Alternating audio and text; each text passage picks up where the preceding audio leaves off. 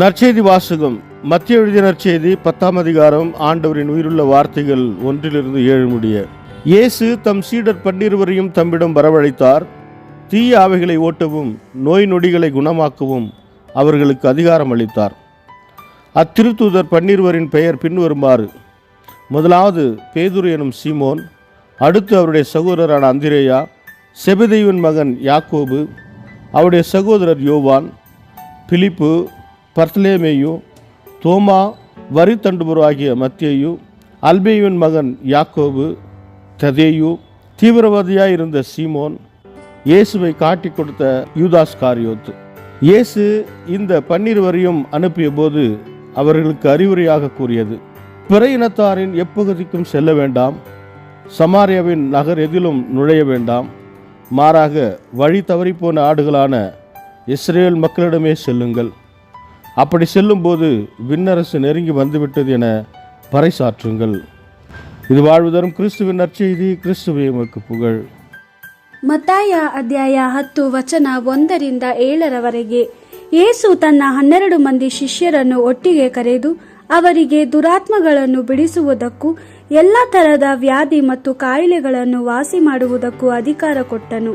12 ಮಂದಿ ಅಪೋಸ್ತಲರ ಹೆಸರುಗಳು ಹೀಗಿವೆ: ಸೀಮೋನ, ಪೇತ್ರನೆಂದು ಕರೆಯುತ್ತಾರೆ, ಮತ್ತು ಇವನ ಸಹೋದರ ಅಂದ್ರೇಯ; ಜೆಬೆದಾಯನ ಮಗನಾದ ಯಾಕೋಬ, ಅವನ ಸಹೋದರ ಯೋಹಾನ; ಫಿಲಿಪ ಮತ್ತು ಬರ್ತಲೋಮಿಯ; ತೋಮ, ಸುಂಕ ವಸೂಲಿಗಾರನಾಗಿದ್ದ ಮತ್ತಾಯ; ಅಲ್ಫಾಯನ ಮಗನಾದ ಯಾಕೋಬ; ತತಾಯ; ಯೋದ್ಯರ ರಾಜಕೀಯ ಪಂಗಡಕ್ಕೆ ಸೇರಿದ ಸೀಮೋನ; ಮತ್ತು ಯೇಸುವನ್ನು ಶತ್ರುಗಳಿಗೆ ಒಪ್ಪಿಸಿದ ಇಸ್ಕರಿಯೋತ ಯೂದ. ಯೇಸು ಈ 12 ಅಪೋಸ್ತಲರಿಗೆ ಕೆಲವು ಆಜ್ಞೆಗಳನ್ನು ನೀಡಿ ಪರಲೋಕ ರಾಜ್ಯವನ್ನು ಕುರಿತು ತಿಳಿಸುವುದಕ್ಕಾಗಿ ಅವರನ್ನು ಕಳುಹಿಸಿದನು. ಯೇಸು ಅವರಿಗೆ ಹೇಳಿದ್ದೇನೆಂದರೆ, ಯೆಹೂದ್ಯರಲ್ಲದ ಜನರ ಬಳಿಗಾಗಲಿ ಸಮಾರ್ಯದವರು ವಾಸಿಸುವ ಯಾವ ಊರಿಗಾಗಲಿ ಹೋಗಬೇಡಿ, ಆದರೆ ತಪ್ಪಿಸಿಕೊಂಡ ಕುರಿಗಳಂತಿರುವ ಇಸ್ರೇಲರ ಬಳಿಗೆ ಹೋಗಿ ಪರಲೋಕ ರಾಜ್ಯವು ಬೇಗನೆ ಬರುತ್ತದೆ ಎಂದು ಬೋಧಿಸಿ. ದೇವರ ವಾಕ್ಯವಿದು. ದೇವರಿಗೆ ಕೃತಜ್ಞತೆ ಸಲ್ಲಲಿ. Gospel according to Matthew chapter 10 verse 1-7.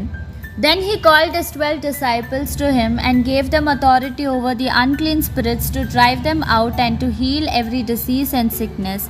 These are the names of the 12 apostles. First, Simon called Peter and his brother Andrew, James the son of Zebedee and his brother John, Philip and Bartholomew, Thomas and Matthew the publican, James the son of Alphaeus and Thaddeus, Simon the Zealot, and Judas Iscariot, the man who betrayed him. Jesus sent these 12 on mission with the instruction: do not go into Gentile territory and do not enter a Samaritan town. Go instead to the lost sheep of the people of Israel. Go and proclaim the message: the kingdom of heaven is near. The Gospel of the Lord. Praise to you, Lord Jesus Christ.